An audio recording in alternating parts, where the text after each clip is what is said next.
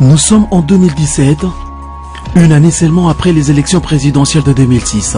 Élections remportées par Joseph Kabila face à Jean-Pierre Mbemba grâce à un taux élevé de participation au vote de la population de la partie est de la République.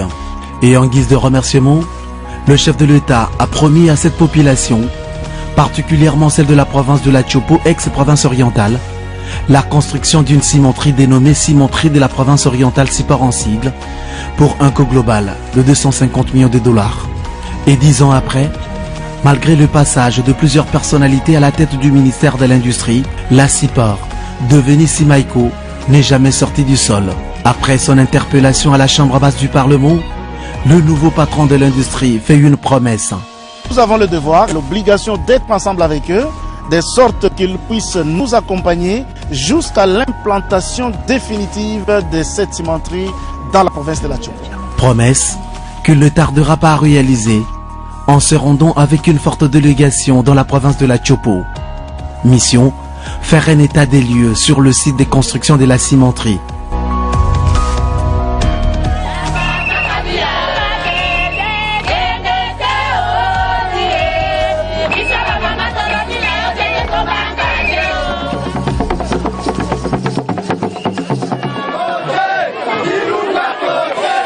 Sur place, le ministre de l'Industrie et toute sa délégation entament une série de pédagogies auprès des autorités provinciales dans le but de les amener à s'approprier le projet. Et pour mener à bon port sa mission, Marcel Ilunga Leou va d'abord visiter les entrepôts de la SCPT et de la Sogerie pour se rendre compte des conditions d'entreposage de matériaux devant aider à la construction. Là, le patron de l'industrie est plus que choqué de voir certains matériaux délaissés ça et là.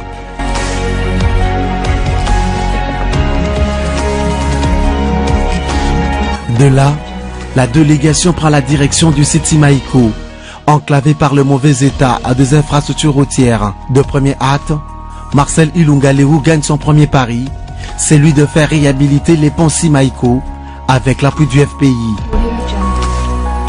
Sur le site, d'une étendue de 600 mètres carrés de longueur et 400 mètres carrés de largeur, la délégation reçoit toutes les explications de la bouche du chef de travaux.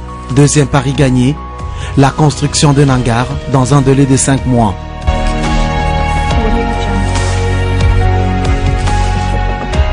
Nous abordons la première phase qui consiste à la construction du hangar de 1000 mètres carrés.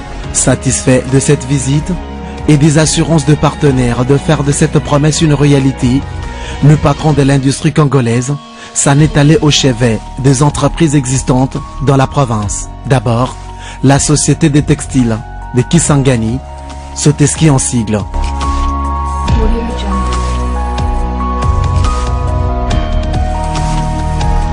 Après, la Bralima.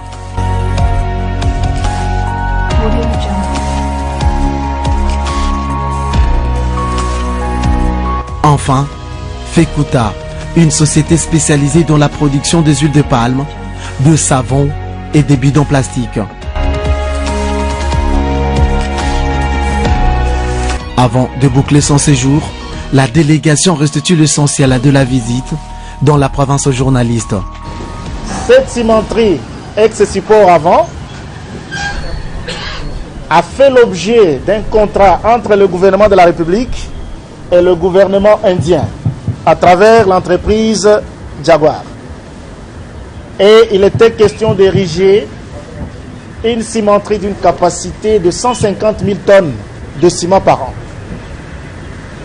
Et à l'issue de ce protocole d'accord, l'entreprise Jaguar avait déjà déployé plus ou moins 2000 tonnes de matériel, dont 1400 ont été envoyés ici à Kisangani, et 500 jusqu'au moment où nous parlons ici sont encore à Kinshasa. Jaguar se retire, le gouvernement est obligé de chercher notre investisseur. Et le gouvernement s'est mis sur un investisseur qui s'appelle Satarek, avec lequel il a conclu un autre protocole d'accord, cette fois-là pour 250 millions, et ériger une cimenterie d'une capacité d'1 million de